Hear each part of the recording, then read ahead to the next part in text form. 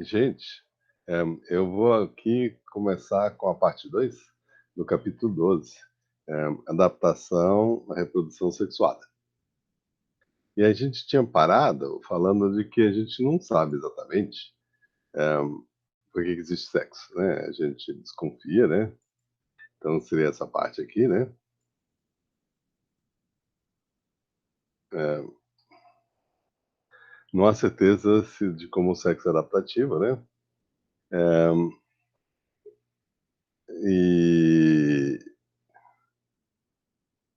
a gente está avançando bastante, né? Pois tem um monte de pesquisa, só que mesmo assim existe uma sensação de que talvez ele precisa de mais uma ideia, né?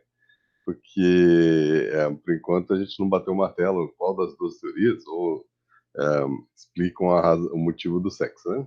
Bom, agora a gente tem a teoria de seleção sexual. Então veja, por que existe o sexo? É uma pergunta de que a gente está com algumas hipóteses a serem testadas, né? E o martelo ainda não foi batido. Agora, a teoria de seleção sexual explica por que os machos são tão ornamentados. E ela foi proposta por Darwin lá atrás, né? Então, Darwin propôs a teoria de seleção sexual. Ele não só propôs seleção natural, mas alguns anos depois, a seleção sexual. Por isso, como ele mencionou, tinha dois mistérios. Um que a gente explorou no capítulo 11, né? Por que a formiga é tão altruísta? E, assim, o, o Darwin propôs uma seleção de grupo, né? Que ela age em prol, né, da rainha, né, de suas irmãs, né? E essa ideia tem sido aceita principalmente no fato de que o, um, a formiga, ela é aparentada com as irmãs dela e geneticamente isso aí basta para explicar, né? Você facilita a sua mãe se reproduzir porque as filhas, as descendentes, vão ter genes compartilhados com você, né? Bom, aí a gente tem um pavão, né? Então, a formiga e o pavão seriam os problemas da teoria do Darwin, que são explorados por Helena Cronin nesse livro de 1993, porque ela mostra de que a gente começou a fazer um monte de pesquisa sobre essas duas coisas, altruísmo e seleção sexual. Então, um, o problema do pavão é o seguinte, que o próprio Darwin levanta, né? Por que o pavão tem uma cauda tão escandalosa se ele evoluiu no ambiente onde tem tigres, leopardos, esse aqui é o cão vermelho, né? Doe, tem lobos, tem chacais, tem hienas, né? Então, né? Qualquer um desses predadores podem matar e comer um, um macho, né? Que é custoso você levantar voo com uma cauda desse jeito, né? Mas mesmo assim, eles têm caudas gigantes, se Darwin propôs, porque as fêmeas preferem machos com caudas vistosas. Então, os machos com caudas vistosas deixam descendentes, e machos com caudas que permitem eles fugirem dos predadores melhor, eles também deixam um menor número de descendentes, porque as fêmeas não escolhem eles. Então, no livro The Descent of Man and Selection in Relation to Sex, A Origem do Homem e a Seleção em Relação ao Sexo, o Darwin, esse livro aqui é de 1871, ele contém uma longa revisão sobre o dimorfismo sexual. E ele propõe, ele explorou isso aí, porque ele achava que a seleção sexual explicava muitas das características do homem. Essa ideia, em sua maior parte, foi descartada. Só que a seleção sexual é uma ideia que hoje está muito vibrante, cheio de pesquisa usando as ideias do Darwin, né? Então, a cauda do pavão é um exemplo de um caráter sexual de alto custo. Darwin apresentou evidências comparativas sobre a seleção sexual. Então, a seleção sexual tem dois, né, pode ser dividida em dois tipos de seleção sexual. Uma é a disputa dos machos. Então, machos, né, por exemplo, aqui, o Darwin descreveu esse besouro aqui, que é a Azognathus grande, em que os machos têm uma mandíbula gigante e as fêmeas têm uma mandíbula pequenininha, né?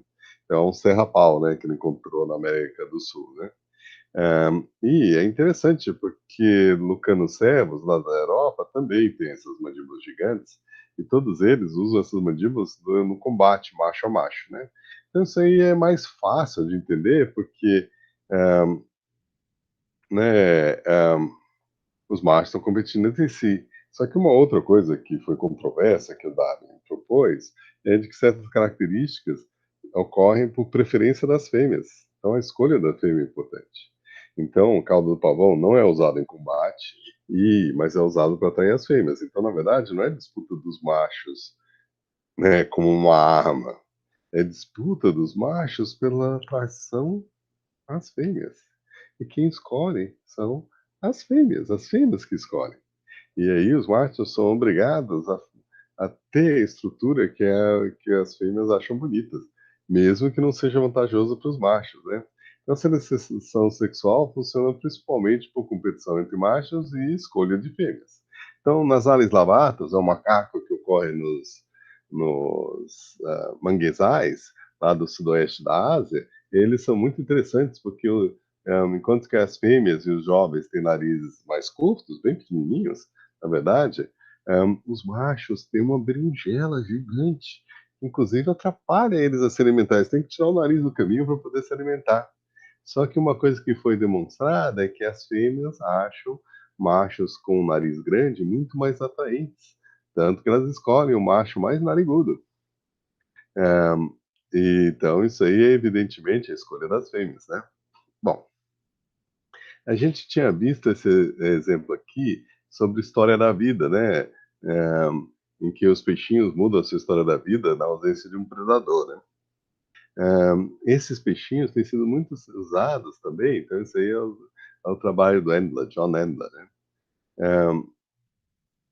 E esses peixinhos têm sido usados para pesquisar a seleção sexual experimentalmente. Mas deixa eu retroceder um pouquinho, porque filosoficamente os cientistas vitorianos aceitaram a seleção sexual quando ela se trata de competição macho a macho. Então fazia sentido para eles, porque afinal, né, no século XIX, se você se ofendesse com alguém, você podia desafiar a pessoa para um duelo, seja com espadas, né, sabres, seja com pistolas, né? Então, durante todo o século XIX, esse costume permaneceu, né? Ele era mais comum no começo do século XIX do que no final. Mesmo assim, durante todo o século XIX, ele permaneceu, né? Então, esse tipo de disputa por honra, era fácil traduzir isso aí por disputa por fêmeas, né? Então, os cientistas vitorianos aceitaram isso, né? O que eles não aceitaram foi a escolha das fêmeas, né? Agora, aqui tem muita coisa interessante que provavelmente pode ser explicado por ação da seleção sexual. Então, aqui são a genitália de primatas, né? Que eles fazem duas coisas, né? Para transferir esperma de uma forma mais efetiva e estimular as fêmeas para aceitar o esperma. Inclusive, algumas fêmeas têm que ser cutucadas pelo pênis do macho para poder ovular. Então, os machos evoluíram dentro dos primatas, né? hum, Pênis dos tamanhos, tipos mais variados, com estruturas que aparentemente são usadas para estimular a fêmea na sua ovulação.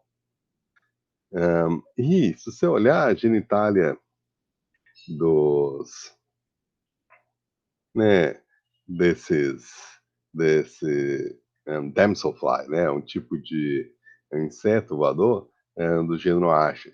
Veja, ele tem essas estruturas aqui que são, na verdade, usadas para tirar a espermoteca do outro macho, joga fora, e ele põe a espermoteca dele. Então, essas, ah, esses insetos, os machos estão competindo macho a macho para tirar a espermoteca do macho anterior e substituir pela espermoteca dele, né? Então, os machos copulam com as fêmeas, mas além disso, eles se livram da espermoteca dos outros machos para poder aí eles mesmos fertilizarem as fêmeas, né? Isso aqui talvez também possa ser interpretado como competição macho a macho. O macho que tem um pênis que mais estimula as fêmeas vai provocar elas na ovulação e vai aí poder deixar mais descendentes, né? Então, isso aí seriam competições macho a macho. Então, isso aí, na verdade, são ilustrações que não é só tamanho, força, músculo e chifre, né? Por exemplo. que fazem um macho ganhar. Pode ser a estrutura do pênis e pode ser a estrutura do pênis tão sofisticada que você tira o esperma dos outros machos. Alguns machos têm esperma que com um A formam um plug. E aí a vagina da fêmea não deixa entrar mais nenhum outro esperma. Aí sabe uma coisa que as fêmeas às vezes fazem? Elas põem a patinha lá e tiram o plug do macho anterior, para elas poderem copular com um outro macho. Bom, aqui a gente tem um outro tipo de competição macho a macho.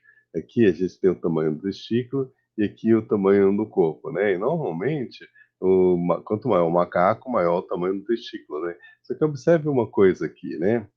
É, vermelho são machos que participam de um sistema em que você tem multimachos. Então, uma fêmea pode copular com vários machos. Em verde são machos monogâmicos. E azuis, você tem um macho com harém, por exemplo. O verde mais à direita é o homem. Então veja, machos que têm que competir com outros machos, por exemplo, o muriqui, eles têm testículos gigantes em relação ao tamanho do corpo. Por quê? Para produzir muitos espermatozoides. Por quê? Porque eles não estão competindo na porrada, eles estão competindo quem produz mais ejaculado. Quem produz mais ejaculado tem uma chance maior de fertilizar as fêmeas. Então, os machos se tornam fábricas de espermatozoides. Então, eles todos estão compartilhando a fêmea, que nem o muriqui, né? Fazem fila e ficam esperando, aí um copula, depois o outro copula e assim por diante. Mas o macho que tiver os testículos maiores vai ter que produzir mais ejaculado e aí vai ter mais espermatozoides e a chance dele fertilizar as fêmeas é maior. Agora, machos que são um único macho no harém não precisam se preocupar com isso. E machos monogâmicos também. Então eles tendem a estar desse lado da curva, têm testículos menores do que o esperado, para aquele tamanho, enquanto que os machos que competem com outros machos, como o chimpanzé, têm testículos maiores do que o esperado. Agora, é, mesmo assim, um gorila não está tendo que competir com os espermatozoides de outros machos. Mas veja, os gorilas, aqui é um macho, aqui é uma fêmea. Vocês conseguem perceber uma diferença? O macho, a fêmea pesa 90 quilos, o macho 180 quilos. O macho é o dobro do tamanho da fêmea. Então você olha o crânio, que é o crânio de um homem, de um gorila macho e de uma gorila fêmea. O macho tem um crânio muito maior do que a fêmea, vai ter mandíbulas mais poderosas, dentes maiores. E isso aí é explicado porque a competição macho a macho em primatas como o gorila, que possuem harém, leva a dimorfismo sexual, porque ao invés de fazerem que nem os chimpanzés ou o muriqui, e o macho que ejacula mais deixa mais descendentes, eles trocam porrada e o macho maior expulsa todos os outros machos, não precisa se competir com os outros machos na produção de esperma, porque eles são os únicos do bando que estão copulando com as fêmeas, né? Então veja, se você tem um sistema poligínico, em que um macho domina várias fêmeas, você tem machos muito maiores que as fêmeas, com mandíbulas maiores que as das fêmeas, e caninos, olha, que são um dobro do tamanho do canino das fêmeas, né? Do que um babuíno, né? Agora, em machos que são monogâmicos, os machos são mais ou menos do mesmo tamanho que as fêmeas e os caninos são mais ou menos do mesmo tamanho. Eles usam para defesa pessoal e não para combate macho a macho. E veja aqui dimorfismo sexual em focas. Então aqui, né, em azul, né, você tem essas focas do Harbor Seals, né? Focas do harbor, né, o lugar onde você deixa os barcos, né? E eles são do mesmo tamanho, macho, por quê? Porque eles são monogâmicos, né? E o tamanho do macho é mais ou menos o tamanho da fêmea. Então aqui o tamanho da fêmea e o tamanho do macho, né, é aqui, ó. Então é mais ou menos, né? O macho e a fêmea são mais ou menos do mesmo tamanho. Na verdade, o macho é um pouquinho menor, 0,9 o tamanho da fêmea, tá bom? Agora, em verde aqui é o leão marinho. O leão marinho, o macho, é mais ou menos 1,4 vezes o tamanho da fêmea. Por quê? Porque ele tem um harém de 5 fêmeas. Agora, veja que o elefante marinho, ele tem um harém de 50 a 60 fêmeas. E aí ele tem 1,8, ou seja, ele é o dobro do tamanho das fêmeas. Então, né, isso aí se traduz, porque uma fêmea pode pesar 100 quilos e o macho 600 quilos, né? Pô, eles são monstruosos, né? Por quê? Porque eles dominam a praia, um trecho considerável da praia, expulsam todos os outros machos e compõem com todas as fêmeas que vêm parir. Inclusive, as fêmeas da Del Marinho são únicas no mundo animal porque elas têm um estro pós-parto. A maioria dos mamíferos, a lactação impede o estro, mas não para elas, né? Bom, é que seleção sexual macho a macho não é um problema pros, né, pros biólogos, né, pros naturalistas, no século XIX, né? Então, besouros com chifres, besouros com mandíbulas grandes, né? Veados, e que vários tipos de veados, que ou contém caninos gigantes, ou tem caninos e chifres, ou tem chifres grandes e os caninos ficam pequenininhos, né? E aí tem o alce e vários outros servos, né? Então, chifres dos veados e cornos dos bovídeos, eles, por exemplo, a cabra, eles são estruturas que os machos têm maiores do que as fêmeas, que eles usam na disputa macho a macho. Então, esse tipo de seleção não era um problema. Só que a escolha da fêmea era uma coisa que realmente, os machos de muitas aves têm, né, são muito mais coloridas do que as fêmeas. A única exceção é as aves desse grupo aqui, do grupo dos costeiros, né? Phalaropus lobatus, em que quem cuida do ninho é o macho, e a fêmea defende um território que é poliândrico, né? Vários machos, e as fêmeas são coloridas, elas são grandes, elas são agressivas, elas expulsam outras fêmeas, elas saem procurando machos, e os machos constroem ninho, ficam esperando aparecer uma fêmea, aí eles copulam com a fêmea, aí a fêmea põe um ovo no macho e fala, cuida aí dos meus filhotes. Vai embora e o macho fica cuidando. E a fêmea tem vários machos, e o macho só tem uma fêmea, né? E o macho é protegido por essa fêmea, né? E ele cuida dos filhotinhos, né? E eventualmente esses filhotinhos acompanham o papai para aprender a comer e assim por diante. A fêmea está ocupada defendendo o território, né? Então a fêmea, ela, veja, o fato é que a fêmea não fica com o ovo dentro dela, numa gravidez, mas se ela consegue botar o ovo e fala, toma que o filho é seu, permitiu essa inversão. Então, essa aí, na verdade, é uma inversão que demonstra, né, que um lado, né, pode ser colorido e o outro lado fica com filhote. Mas nessas aves costeiras, né, eles conseguiram inverter a situação, né? E aí quem fica com o ninho é o macho que fica com o território. A fêmea é colorida, ela é grande, ela é agressiva, ela canta, ela defende o território e ela é dominante sobre vários machos. E o sistema é poliândrico, né? Poligínico com muitas fêmeas, poliândrico com muitos machos. Então, por que um dos sexos é tão colorido? Bom, o Wallace falou de que ele era mais selecionista do que o Darwin. Ele virou e falou: as fêmeas ficam no ninho. Então, o mistério não é porque o macho é colorido. Uma explicação é que, como as fêmeas normalmente ficam no ninho, elas têm que ser crípticas. Então, os machos, eles não precisam cuidar do ninho, aí eles acabam tendo um excesso de energia que eles usam cantando, produzindo penas bonitas e assim por diante. As fêmeas fariam a mesma coisa, só que elas têm que ficar no ninho, os predadores comem as fêmeas coloridas. Então, ele inverteu a questão. Ele falou, originalmente era todo mundo colorido, aí as fêmeas ficam crípticas para poderem ficar no ninho. Então, ele inverteu a questão. O Darwin explica por que os machos ficam coloridos, se eles ambos tinham a mesma cor. E a cor era chatinha, né? Então, a escolha da fêmea. O Wallace vira e fala, não é a escolha da fêmea, é seleção natural, normal, ou seja, não é seleção sexual, é seleção natural normal, para predadores, tirando as fêmeas coloridas, tá? Então, essa seleção sexual macho a macho não foi um problema, mas das fêmeas escolherem foi um problema.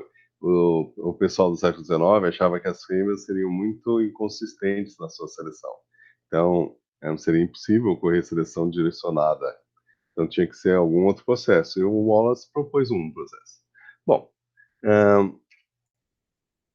seleção sexual foi proposta pelo Darwin e aí ficou 50 anos, meio no marasmo, tá bom? Hoje em dia, a gente começou a reestudar isso, porque a ideia é extremamente pertinente. Hoje em dia, a gente tem os métodos filogenéticos. Então, por exemplo, está vendo esse Tetroica multicolor? É uma ave que ocorre na Austrália e ocorre em várias ilhas, né? Na Nova Guiné, né? E depois várias ilhas, né? Na Solomon, né? Esse mar do coral, né? Nova Caledônia, e assim por diante, né? No caminho para Nova Zelândia, né? Então, o que é interessante é de que o macho é colorido, a fêmea tem uma coloração mais crítica, né? Só que veja, nas Ilhas Solomon tem uma ilha em que os machos e as fêmeas têm a mesma cor. E depois, nas Ilhas das Novas Hébridas, tem duas ilhas em que os machos e as fêmeas são, ao invés de serem super coloridos, como nas Ilhas Solomon, né? Tem duas ilhas em que os machos e as fêmeas têm a mesma cor e é a cor das fêmeas. E aí, em Fiji, os machos são coloridos, as fêmeas não são. E em Samoa, os machos e as fêmeas têm a mesma coloração e a coloração dos machos. Então, nas Ilhas Solomon e nas Ilhas Samoa, as fêmeas têm a coloração dos machos. E nas Ilhas Nova Hebrides, duas ilhas das quatro, tem as fêmeas e os machos têm a coloração das fêmeas. Tá bom? Então seria interessante estudar tudo isso para ver quais são os fatores, inclusive estudar predação e assim por diante, porque é um experimento natural, tá bom? Agora, aqui ficou fora do lugar, mas o John Endler, ele também estudou seleção sexual experimentalmente. Então, veja, depois de décadas sem estudo, a seleção sexual voltou a ser estudada com afinco. Então, uma das coisas que o Endler fez, ele pôs os peixinhos em piscinas, né? E ele pôs predadores, tipo uma piranha, né? Tem os peixinhos Picelia e reticulata, né? O guppy. E veja, as fêmeas são maiores que os machos, né?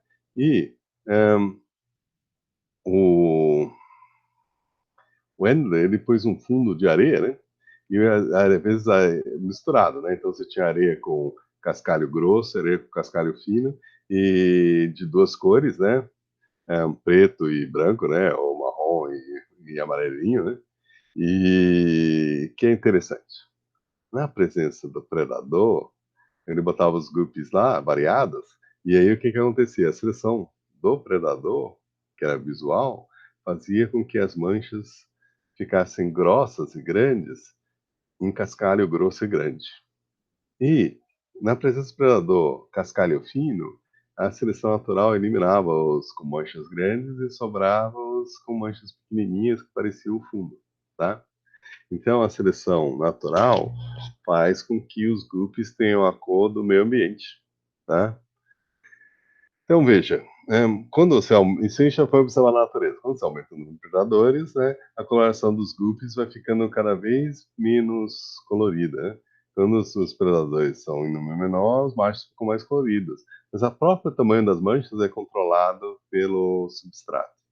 Só que na ausência de predadores, as fêmeas escolhem machos com manchinhas pequenininhas num cascalho grosso e escolhem machos com manchas grandes no cascalho fino. Elas querem chegar aos machos melhores. A seleção das fêmeas é o contrário, isso aí cria um dilema evolutivo para os peixinhos. Então, as fêmeas preferem machos coloridos, os predadores também. Então, os machos sofrem um dilema evolutivo. De uma forma semelhante, os sapos também, né? Os sapos que cantam, eles podem atrair um morcego predador de sapos, né? Que é o Trachops. Então, isso aí cria um dilema evolutivo, porque se o sapinho canta, ele atrai o predador, se ele não canta, ele não se reproduz. Esses dilemas evolutivos são muito interessantes, para os biólogos, né? Então, veja, essa discussão que tinha ficado meio parada começou a ser, as pessoas se interessarem agora. E essa volta do interesse começa com o Fischer. Em 1930, o Fischer propôs que a seleção sexual poderia funcionar. Então, a vantagem de uma fêmea acasalar com um macho portador de um caráter custoso não é óbvia, mas Fischer sugeriu uma resposta. Ele descreveu a seleção sexual por runaway, por escapamento, mas escapamento eu não sei se é uma boa tradução. Runaway é quando você tem um carro desgovernado, né? Então, talvez o nome melhor seria seleção sexual desgovernada. E essa seleção sexual pode explicar características extremas, como a cauda do pavão. Então vamos ver. No começo, ter uma cauda comprida é adaptativa. Então a preferência das fêmeas por uma cauda maior é uma preferência que é adaptativa. Mas aí a cauda fica de tamanho ótimo, mas todas as fêmeas escolhem machos com cauda comprida. E a cauda continua aumentando, além do ótimo. Então a cauda muito comprida, ela deixa de ser adaptativa. Só que aí as fêmeas criam um dilema, porque uma fêmea com uma mutação para cauda curta, ela vai produzir muitos filhotes que sobrevivem muito melhor, mas nenhum deles vai conseguir se reproduzir, então ela vai ter zero netos. Então a mutação pode ser vantajosa para os filhos, mas se ela não ajuda os filhos a se reproduzir, ela vai se extinguir. Por quê? Porque todas as fêmeas escolhem o macho com a maior cauda possível. E aí, se todas as fêmeas escolhem isso, você não consegue ser ter uma mutação razoável, porque a mutação razoável que escolhe uma cauda curta, ela tem mais filhos em um número muito menor de netos, e ela perde. Então, ah, ah, as espécies atuais, como o pavão, se à direita do gráfico porque ela tem caudas muito maiores do que elas precisavam ser, né? Bom, ah, a teoria da desvantagem é uma segunda teoria evolutiva sobre a escolha das fêmeas. Um custo de sinal torna-o confiável, né? Então, basicamente, isso aí é o sistema do Fischer. Só que o problema do Fischer é que ele, ele funciona até não ter mais variação genética nessa característica. Aí as fêmeas podem escolher ou não um macho com maior cauda, porque isso aí não faz diferença. Aí pode surgir uma fêmea que escolhe machos com uma cauda pequenininha, que não, ela não vai pagar nenhum preço por causa disso. Aí o que acontece? Quando essa mutação pode aumentar na população e quando começa a ter variação no tamanho de cauda novamente, elas podem escolher um macho com uma cauda de tamanho mais razoável e elas vão ter uma sobrevivência maior. Então dá para você fugir disso se a variabilidade genética do cauda dos machos deixa de existir por um período. Aí as fêmeas podem fugir desse dilema, né? Que você pode escolher, né? Você pode ter cauda, filhos que sobrevivem melhor, né? Porque você escolhe uma cauda curta, né? Mas esses filhos não vão se reproduzir, tá? É, agora, a teoria da desvantagem é o do handicap. E se você vai jogar tênis, às vezes você é ruim e o seu amigo é muito bom, né? Então, para você conseguir jogar com ele, o que que você faz? Ele te dá uma lambuja, né? O handicap. Aí você, já que tem uma vantagem, talvez você consiga ganhar. E para ele o jogo fica interessante porque ele tem que vencer a sua vantagem para ele conseguir te ganhar, né? Então, o handicap é um jeito de você pegar pessoas que têm habilidades diferentes, botar elas no mesmo patamar, aí elas podem competir, né? Sabendo de que elas vão, né? Elas têm uma chance de se divertir, né? Porque o outro tem uma chance de ganhar, né? Bom, aqui machos com maus genes, machos com bons genes, né? E os não desvantajosos e os desvantajosos. Ahm, então, o machos com bons genes e, e com uma característica desvantajosa, os com maus genes são mortos, os vivos permanecem vivos. Então é mais vantajoso você escolher um macho que é desvantajoso, porque você sabe que os genes deles são bons, do que um macho é, que não tem uma característica vantajosa, porque ele pode ter maus genes, eles estão vivos, eles podem ter bons genes, eles estão vivos. Então, as fêmeas podem começar a escolher machos que têm uma desvantagem, porque é um sinal bom que eles têm características bons genes. Então, as fêmeas escolhem machos coloridos porque elas sabem que eles conseguem ser velozes e fugir dos predadores. Elas não sabem disso, mas elas escolhem esses machos e aí é um sinal bom de genes vantajosos. Então, a preferência das fêmeas por algum sinal claro de que os genes são bons faz com que os machos começam a ser obrigados a ter uma coisa que nem uma mancha ou uma coloração óbvia a despeito dos fatos de que existem predadores, né? Então, ao escolher um macho com uma cauda muito grande, ela na verdade está escolhendo bons genes, né? Então, veja, a gente tem a seleção sexual hoje em dia, tem várias explicações. Uma é a do Fischer, a seleção sexual desgovernada, né? Hã, e que você tem a preferência das fêmeas, e aqui você tem valor adaptativo dos machos. Inicialmente eles vão na mesma direção, mas depois de algum tempo a cauda fica grande demais e mesmo assim continua, não porque foi planejada, mas simplesmente porque todas as fêmeas escolhem o maior cauda possível, né? Então isso aí hum, é sem motivo, né? Começa sendo vantajoso, mas depois fica desgovernado, né? O segundo, do Zahavi, é o handicap, ou seja, desvantagem. E uma fêmea que escolhe um macho que tem uma bossa, uma cauda muito comprida, alguma coisa, ela está escolhendo um macho que não poderia estar vivo se não tivesse bons genes. Então, é um controle de claridade. E aí, os machos todos são obrigados a ter essas características, porque se eles não têm, eles não deixam descendentes, tá bom? Então, no fundo, serve um sinal de eu tenho bons genes, né? Isso aí surge naturalmente, né? Sem nenhum planejamento, mas as fêmeas que escolhem um macho que tem características horrorosas, né? Eles têm bons genes, né? Veja, quem que você acha que tem bons genes? Uma pessoa que termina a, a, as 10 milhas garoto, né? Correndo, sem nada, né? Uma pessoa que faz as 10 milhas garotos fazendo malabarismo com bigonas, né? E fumando charuto, né?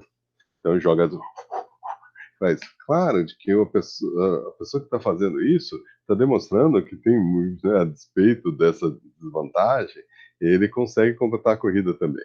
Então, se você quer escolher bons genes, quem apresenta uma desvantagem óbvia tem bons genes. Quem não apresenta pode ou não ter bons genes, né? Então, assim, evoluiria isso. E o Hamilton Zwick propôs, o Hamilton gosta de coisas com parasitas, né? Ele propôs que, na verdade, o que os machos estão anunciando é que não tem parasitas, né? Então, as fêmeas usam essas estruturas para ver de bons genes que combatem os parasitas, né?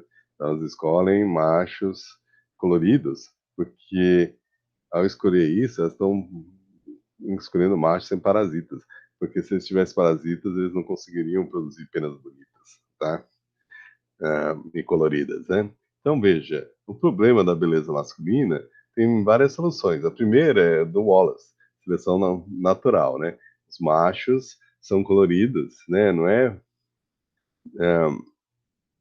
é porque foi seleção para isso, e sim foi seleção em cima das fêmeas para ficarem nos ninhos e serem menos óbvias, né? Então, essa aí seria a primeira explicação. Agora, a seleção sexual tem dois motivos. Bom gosto, então Darwin e o Fischer usam isso, e não existe nenhuma vantagem adaptativa. O bom senso, o Zahavi e o Hamilton Zuck, eles propõem que as fêmeas escolhem machos com essas características para descobrir os bons genes. Então, existe uma seleção natural forte e vantajosa para as fêmeas, tá? Bom, como a gente falou, hoje em dia a gente consegue fazer muitos experimentos, né? Esses experimentos aqui foram feitos, né? Tem esses experimentos naturais, então a gente tem um enorme interesse em fazer experimentos, né? E um dos experimentos que foi feito, Miller, em 1994, cortou o rabo das andorinhas e colocou um super bonder, deixando elas inalteradas, né? Tá aqui, isso aí. Você tem as normais, você tem as controle, que você corta e cola de novo, mas fica do mesmo tamanho, né? Então, só para mostrar que cortar a cauda delas e colar com super bonder não faz mal para elas. Depois, algumas você corta e tira, fica curtinho. E outras você corta e cola a pena em outra pena. Elas ficam ultra compridas, né? E ah, os machos com cauda mais longa tinham maior sucesso reprodutivo. Além disso, eles produziam uma cauda menor que a normal na geração seguinte, como se a cauda mais comprida tinha sido uma experiência exaustiva. Então, veja, aqui a gente tem os controles, né, normal, ou encurtada e colada de novo, alongada e encurtada. Aqui o período de corte em dias. Às vezes demora 25 dias, mas eles não. Em 2 dias eles arrumam fêmea, tá bom? Então, é metade a um quarto do tempo que os outros demoram para arrumar uma fêmea. Depois aqui, veja, número de filhotes.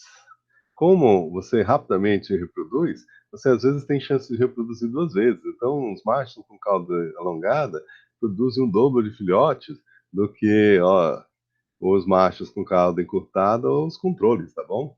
Então, aqui, sei lá, aqui é 50% a mais e aqui é quase o dobro, né, do número de filhotes, né? Hã, e uma coisa, no ano seguinte, a mudança do comprimento da cauda é encurtada no ano seguinte. No ano seguinte, os machos que tiveram uma cauda acima do normal têm uma cauda mais curta que o normal. Então, elas estão exaustos, né? Então, talvez eles tenham a maior cauda que eles conseguem naquela temporada. Mas se eles fizerem uma cauda ainda maior, eles não vão conseguir se reproduzir nos anos seguintes, né? Então, essas andorinhas de celeiro, né, foram estudadas pelo Miller em 1994, é, demonstram que caudas mais compridas são preferidas das fêmeas, só que o caráter é custoso. A teoria quer que a escolha é restrita, os experimentos demonstram que a escolha é restrita. Então, é, vários experimentos têm sido feitos, é uma área quente. Tem um outro estudo aqui, do Anderson, de 1982, que foi feito com esses passarinhos da África, né? Eles ficam no meio da grama e depois eles pulam, e parece com aquelas caixinhas que você abre e tem um boneco que é uma mola lá dentro, né? Então, aqui você vê o número de ninhos, o território, antes dos. Mas o macho atrai várias fêmeas e eles cruzam com elas. E o que é interessante é que eles têm mais ou menos o mesmo número de fêmeas no território, né? Mas quando você torna a cauda mais comprida ou encurta elas, aí o que que acontece? E os machos passam a ter um sucesso muito maior com cauda comprida. Um, eles aqui os controles, né? E aqui é a cauda encurtada. A cauda encurtada diminui. Então, a mesma coisa acontece com essas aves, né? Então, agora, a teoria de Fichte existe variação hereditária no caráter masculino, e a teoria das aves existe variação hereditária na aptidão, tá? Então, você pode testar desse jeito, né? Agora, é, o conflito evolutivo é uma coisa que também tem sido estudada, né? Então, a seleção natural pode agir de modos conflitantes em machos e fêmeas. E aqui a gente tem é, tentativas de cortejo, né? Aqui é o controle, né? E aqui com monogamia. Veja, quando você obriga as drosófilas a fazer monogamia, os machos gastam metade da energia para copular com as fêmeas. E as fêmeas não. Eles são os únicos lá, então eles não precisam se esforçar muito para conseguir conquistar uma fêmea. Enquanto que se tem outros machos, eles têm que fazer muito mais esforço para conseguir copular com as fêmeas. E veja, a taxa reprodutiva líquida das fêmeas com monogamia e nos controles. A taxa reprodutiva das fêmeas é maior. Então veja, os machos, para garantir a reprodução deles agora, eles hum, colocam hormônios e outras coisas na esperma que faz com que as fêmeas produzam mais ovos depois de copular com eles, mas fiquem arrebentadas e não consigam produzir ovos a mais na vida toda. Só que com monogamia, os machos evoluem para fazer menos dano nas fêmeas, porque aquela fêmea é a única fêmea que eles vão ter. Então, é melhor que ela produza o maior número de ovos possível, né? Então, eles passam a produzir esperma que é menos tóxico, tá? Então, isso aí é muito interessante. Então, uma hipótese sobre pressões conflitantes da seleção do macho em fêmeas é sustentada por resultados experimentais engenhosos, né? A gente viu que pode ter custo, né? E esse aqui foi um teste interessante com Drosophila. Agora, isso aí são tudo testes experimentais, veja, a gente pode ter modelo, né, teste dos modelos, teste do, né, experimentais e, finalmente, o método comparativo. Então, o que evoluiu antes? A preferência das fêmeas? Ou... e o Darwin diz que a preferência das fêmeas evoluiu antes. Então, foi feito um experimento em peixe onde os machos não tinham uma cauda comprida. Isso aí são peixes espada lá do sudoeste asiático, né? Vietnã, Tailândia, esses lugares. E o que é interessante, esses peixinhos, eles têm alguns deles têm como se fosse uma espada. E as fêmeas escolhem os machos com espada. E aí eles falavam, bom, e o que acontece quando você olha espécies que os machos não têm isso? Aí o que eles fizeram? Eles costuraram, né? Então, primeiro isso aí foi experimental. Eles costuraram um rabinho de plástico, né, nos machos. E aí o que aconteceu? As fêmeas que, de espécies onde os machos não tinham isso, preferiam os machos que tinham essa cauda mais comprida. Ou seja, mostra que a preferência das fêmeas veio antes. Então, ó, as fêmeas, elas evoluem olhos para ver camarãozinho colorido e coisas óbvias, né? Então, aí, essa aí só evoluiu para ver. Mas aí, se o macho tem uma característica que estimula, as fêmeas escolhem ele, tá? E aí, os machos aí são obrigados a produzir características que estimulem as fêmeas, né? Tá bom? Então, a preferência das fêmeas veio antes. Evoluiu em outro contexto, né? Uma exaptação, mas serve para as fêmeas identificarem machos com bons genes. Bom, então a coisa fica filogenética quando eles começaram a mapear, porque esse primeiro teste eles fizeram com essa espécie aqui, com espada sem espada. Eles falaram, viu? As fêmeas, um, a preferência das fêmeas evoluiu antes dos machos. Mas aí eles demonstraram de que os parentes mais próximos tinham isso, então foi perdido aqui. Então por isso que as fêmeas tinham. É isso aí já apoia a ideia do Wallace. Ou seja, que tinha uma característica e a preferência das fêmeas seria vir depois, né? Aí eles desceram na filogenia, né? E aí eles descobriram que esses grupos aqui não tinham espadas. Eles falaram, não, mas esse aqui tem. Então eles foram indo, foram indo, foram indo, até que chegaram aqui fora. Aí eles falaram, bom, não, provavelmente não tinha, e depois o ancestral pode ser que tinha, pode ser que não tinha, tá bom? E aí eles fizeram um teste com Priapela, aí descobriram que em Priapela, que não tem machos com espada comprida, hum, a fêmea também prefere machos com espada comprida. Então, se você costura uma espada de plástico, eles preferem o macho com espada de plástico, tá? Então, isso aí foi, demonstrou, então, de que sim. Mas veja, esse argumento foi um argumento filogenético, tá bom? Mapearam essa característica. Hum, bom, aqui a gente tem esses pássaros do paraíso que eles constroem ninhos. Então, além de ter uma coloração mais colorida, eles fazem ninhos que são um estorvo, né? Eles enchem de conchinhas, isso e aquilo, né? E as fêmeas aí vão, analisam o, né, o ninho e escolhem. E veja, o que o Dawkins fala é que, lembra das ideias da máquina? Você tem os corpos, são copiados diretamente a partir dos corpos paternos, um pássaro construtor de abrigo, replica seus pais, a características adquiridas e tudo. Não é assim, né? A gente descobriu que o Weissman, né? A gente já falou do Weissman, ele mostra de que apenas os genes são copiados, pássaros construtores de abrigos são apenas um modo do gene fazer mais genes. O rio mortal do plasma germinativo não é afetado pelas mudanças corporais.